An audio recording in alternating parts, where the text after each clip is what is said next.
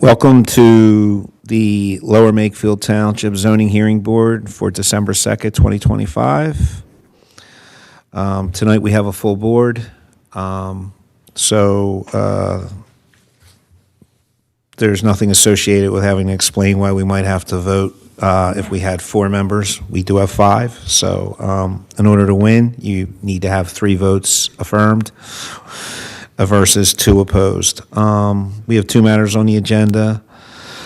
First matter is Appeal Z25-26. They've requested a continuance to January 20th, 2026.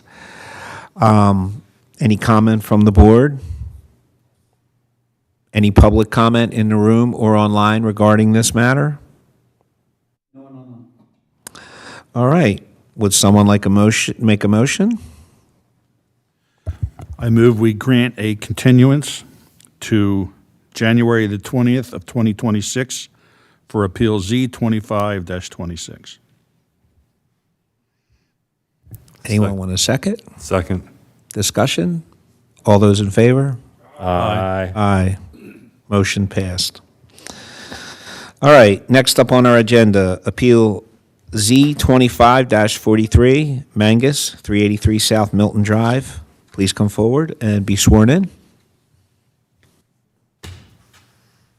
Do me a favor, make sure the microphone's on and do your best to speak into the microphone. Would you each state and spell your full name, please?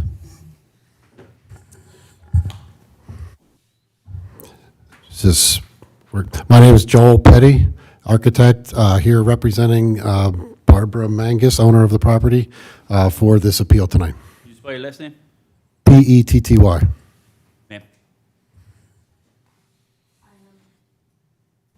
This is Barbara Mangas, owner of the property. Do you each solemnly swear or affirm the testimony you're about to give shall be the truth, the whole truth, and nothing but the truth? I do. I do. All right, before you begin, Adam is going to read the exhibits in the record. Thank you for that. Just a few. We have the application as A1, 1-sheet site plans as A2, B1, proof of publication, B2, proof of posting, and B3, notice to the neighbors. Okay, have at it. So the owners, the owners are proposing to remove existing features of the backyard as it sits today to install a covered open patio to the rear of the property. The existing situation came up to be here tonight as the house was built in 1984 before the 1987 contingency of a 28% lot coverage, so it is restricted to the subsection 200-23, section B, only allowing 18% lot coverage in this scenario. So the existing was already a nonconformity. After reviewing with Dan and Jim Majewski about how to proceed with this property, it was also determined that the existing features in the backyard, the patios, the deck, the other contingencies of the backyard were built without a permit. So there was no elimination one-for-one offset in any of that. So it is proposed now that the increase in impervious is just as it would sit as a new project on the back of the house, adding 309 square feet of new impervious were that not there. It would be 800 new impervious if starting at the 18%. And so part of the proposal is to add stormwater management to the property to offset the new impervious proposed. Are you planning on taking it back to 18%? We are, yes. Okay. We are, yes. Yeah, you don't have, do you have to hold? You have to. Yeah, you don't have to hold it, you can just Okay. leave it on. Is there anything else you'd like to add? Anything in here? So before we start, Dan, can you do me a favor and look at the plan? So there's a 20-foot wide drainage easement. What I'd like to know is that the drainage easement looks like it straddles the property line, where some of it's in the neighbor's property line, in the neighbor's property out back, and some's in our applicant's property. Is is there 20 feet on our side, or is the drainage, so is the drainage easement 40 feet or 20 feet in total? I believe it's, let's see. I believe it's 10 feet on each side, so in total, it's a 20-foot wide drainage easement. I just wanted to get that out in the open before people started asking questions, because I'm quite sure that's going to be pertinent. All right, board, have fun.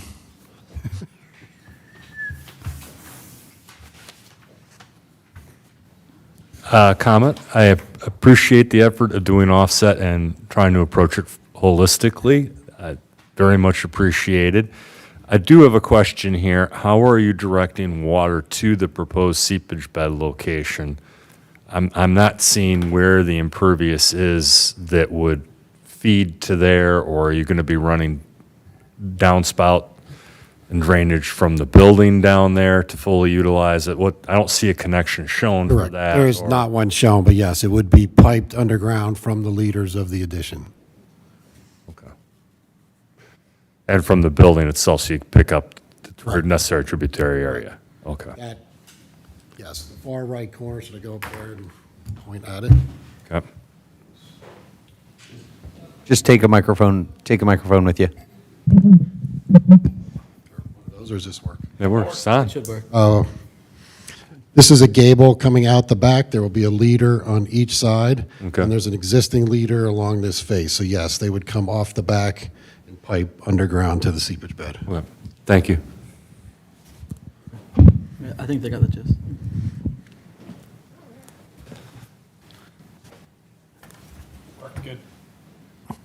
Any additional questions?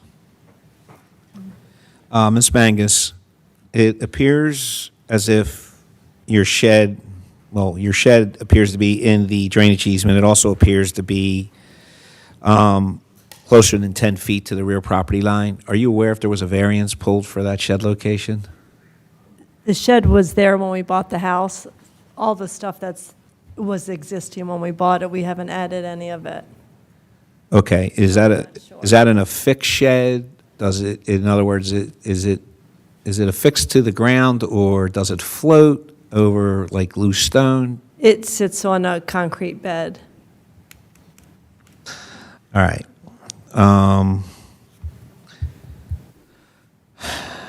So that's an existing nonconformity, but it required a variance when your prior owner put it in there.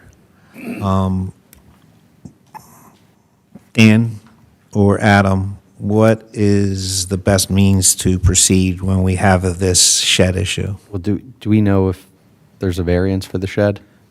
No, so the only permits that have been pulled before were for the new home and the deck, and there was not a variance for the shed. Okay. The shed, is it something that can be moved? Yes. Okay, so what would be your preference? Would your preference be to keep the shed where it is and make a second application and come back in front of us at a future date? You're going to get what I'm asking you is unrelated to the matter in front of us. So would you prefer to come back and seek a variance to leave it where it is, or would you just prefer for when we make a ruling tonight to include if you decide to move the shed, we can include that in the ruling, and you can move the shed and the existing pad out of the drainage easement and at least 10 feet from your rear property line? What is more palatable to you? Before you answer, know that you'd have to get another application fee to come back again, which, if you know your answer now, you could say. And you'd have to re-advertise. Yeah, we would relocate it or remove it. That's more attractive than re-advertising coming back. It's cheaper, too. Yeah. It is cheaper. Thank you. All right, so we settled that. No additional questions? I can call for public comment? Is there any public comment in the room? Anybody online? No public comment online. Okay. Would someone like to make a motion? That's a Peter motion. Make a motion to approve Appeal Z25-43, subject to the reduction of the effective impervious to 18% to the approval of township engineer and including connection of the tributary area from the building to the drainage seepage bed. Additionally, the existing non-conforming shed is to be removed or relocated to be conforming. That covers it. You need to include the bit about the pad, or does the fact that you said the shed cover the concrete pad underneath it? I would probably work the drainage easement language into it as well. It's shed and pad to And the be tent pad. moved Shed out of and the the pad. easement and in conformity with applicable But requirements. the 10 feet fortunately corresponds, so saying one Yeah, covers it it- both. yeah. So, All right. Second. Adam, is that good enough? What was that you said, Christian? I second that. Any additional comment? All those in favor? Aye. All right. That was easy. Thank you very much. Thank you. Enjoy your new patio. All right. Before we adjourn, any housekeeping? We don't have an agenda for December 16th, so that meeting can be canceled. We canceled. We already Okay, great. canceled. And there's So you're currently 3 on January 6th. I can imagine there will probably be a couple more added because there have been a couple permits rejected recently. And then there currently only 1 for January 20th for the Ed Murphy appeal, 194 River Road. How many are currently for the 6th?